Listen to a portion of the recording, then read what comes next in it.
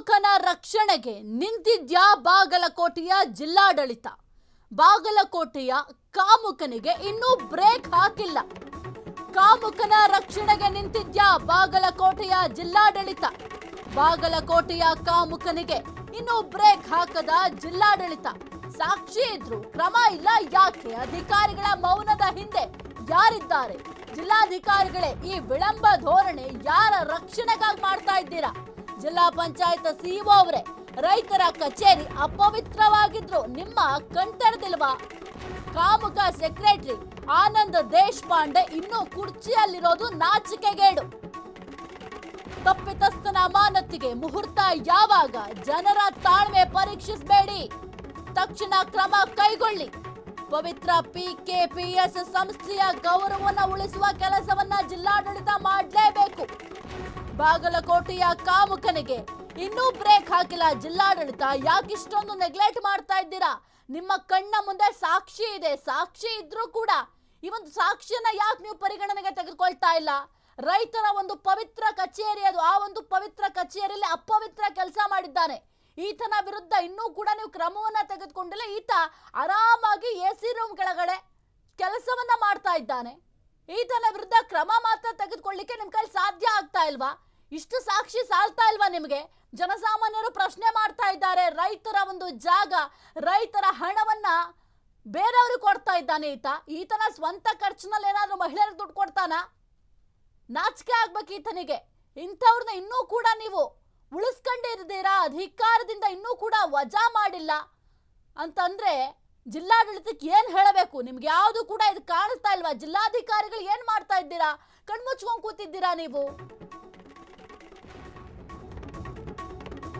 Nagaral PKPS ಕಚೇರಿಯಲ್ಲೇ secretary Anand Deshpande ರಾಸಲೀಲೆ. ರೈತರ ಪವಿತ್ರ ಕಚೇರಿಯನ್ನ ರತಿ ಮಂದಿರವನ್ನಾಗಿ ಮಾಡಿದ ಕಾಮುಕ ಅಧಿಕಾರಿ. ಫ್ರೀಡಂ ಟಿವಿ ಬಯಲು ಮಾಡಿತ್ತು ಕಾಮಕಾಂಡದ ದೃಶ್ಯ.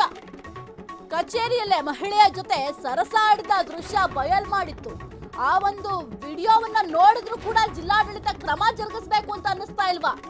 ಸರ್ಕಾರದ ಮಾನ ಹರಾಜಾಕಿದ್ರು. ಕಾಮುಕರ ವಿರುದ್ಧ ಯಾಕೆ ಕ್ರಮ ತೆಗೆದುಕೊಂಡಿಲ್ಲ? ಅಥವಾ ನಿಮ್ಗೆ ಏನಾದ್ರೂ ಭಯ ಇದೆಯಾ ಕ್ರಮವನ್ನ ಜರುಗಿಸ್ಲಿಕ್ಕೆ? ಅಥವಾ ಯಾರಾದ್ರೂ ಹೇಳ್ತಾ ಇದ್ದಾರಾ, ಅಯ್ಯೋ ಬಿಡ್ರಿ ಯಾಕ್ರಿ ಅವನ ವಿರುದ್ಧ ಕ್ರಮವನ್ನ ಜರುಗಿಸ್ತೀರಾ ಅಂತ? ಯಾಕೆ ಇಷ್ಟೊಂದು ನೆಗ್ಲೆಕ್ಟ್ ಮಾಡ್ತಾ ಇದ್ದೀರಾ? ರೈತರ ದುಡ್ಡು ಆತನ ತಪ್ಪು ಕಾರ್ಯಗಳಿಗೆ ಬಳಕೆ ಮಾಡ್ಕೊಳ್ತಾ ಇದ್ದಾನೆ. ಕಷ್ಟಪಟ್ಟು ಬೆವರು ಸುರಿಸಿ ರೈತರ ಬೆವರಿನಿಂದ ದುಡ್ದಂತಹ ಹಣ ಆತ ಮಹಿಳೆಯರಿಗೆ ಕೊಟ್ಟು ಕಳಿಸ್ತಾನೆ, ಸರಸಾಟ ಆಡ್ತಾನೆ. ಇಷ್ಟು ದೃಶ್ಯಾವಳಿಗಳು ಸಾಲೋದಿಲ್ವಾ ಜಿಲ್ಲಾಡಳಿತಕ್ಕೆ? ಇನ್ನೂ ಏನೆಲ್ಲ ಸಾಕ್ಷಿಗಳು ಬೇಕು ನಿಮಗೆ? ಜನಸಾಮಾನ್ಯರು ಪ್ರಶ್ನೆ ಮಾಡ್ತಾ ಇದ್ದಾರೆ. ರೈತರ ಪವಿತ್ರ ಜಾಗ ಈಗ ಕೊಳಕಾಗಿದೆ. ರೈತರು ಪ್ರಶ್ನೆ ಮಾಡ್ತಾ ಇದ್ದಾರೆ, ರೈತರ ದುಡ್ಡು ಎಲ್ಲೂ ಹೋಗ್ತಾ ಇದೆ? ಈ ರೀತಿ ಅವ್ನು ಸರಸಾಡ್ಲಿಕ್ಕೆ ಏನು ಮಹಿಳೆಯರು ಬರ್ತಾರೆ ಅವ್ರಿಗೆ ಹಣ ಕೊಟ್ಟು ಕಳಿಸ್ತಾ ಇದ್ದಾನೆ. ಸರ್ಕಾರಕ್ಕೆ ಸೇರ್ಬೇಕಾದಂತಹ ಹಣ ಈ ರೀತಿಯಾಗಿ ಉಪಯೋಗ ಮಾಡ್ಕೊತಾ ಇದ್ದಾನೆ. ಇಷ್ಟಾದ್ರೂ ನಿಮ್ಗೆ ಕಣ್ಣು ಇದ್ದು ಕೂಡ ಕಣ್ಣಿಲ್ಲದಂತೆ ಕುರುಡರಂತೆ ವರ್ತಿಸಿದ್ರೆ ಜಿಲ್ಲಾಡಳಿತ ಏನ್ರಿ ಹೇಳ್ಬೇಕು ನಿಮ್ಗೆ? ಜಿಲ್ಲಾಧಿಕಾರಿಗಳು ಏನ್ ಮಾಡ್ತಾ ಇದ್ದೀರಾ? ಈ ಒಂದು ವಿಡಿಯೋ ಸಾಕ್ಷಿ ಇದೆ. ವಿಡಿಯೋ ಸಾಕ್ಷಿ ಇದ್ರೂ ಕೂಡ ಯಾಕೆ ಕೇರ್ಲೆಸ್ ಮಾಡ್ತಾ ಇದ್ದೀರಾ? ಅಟ್ಲೀಸ್ಟ್ ಏನಾದ್ರೂ ಒಂದು ಕಠಿಣ ಕ್ರಮ ಆದ್ರೂ ಜರುಗಿಸ್ಬೇಕಲ್ವಾ? ಎನ್ಕ್ವೈರಿ ಆದ್ರೂ ಮಾಡ್ಬೇಕು. ಅದು ಕೂಡ ಮಾಡ್ಲಿಕ್ಕೆ ನೀವು ಮುಂದಾಗ್ತಾ ಇಲ್ಲ.